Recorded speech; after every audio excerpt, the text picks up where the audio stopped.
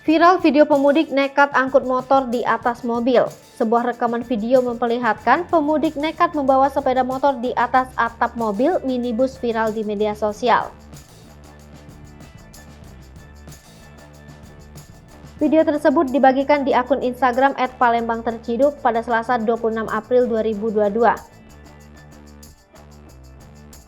Bukan hanya sepeda motor, mobil tersebut juga membawa begitu banyak barang pada bagian atas atap mobil hingga menumpuk.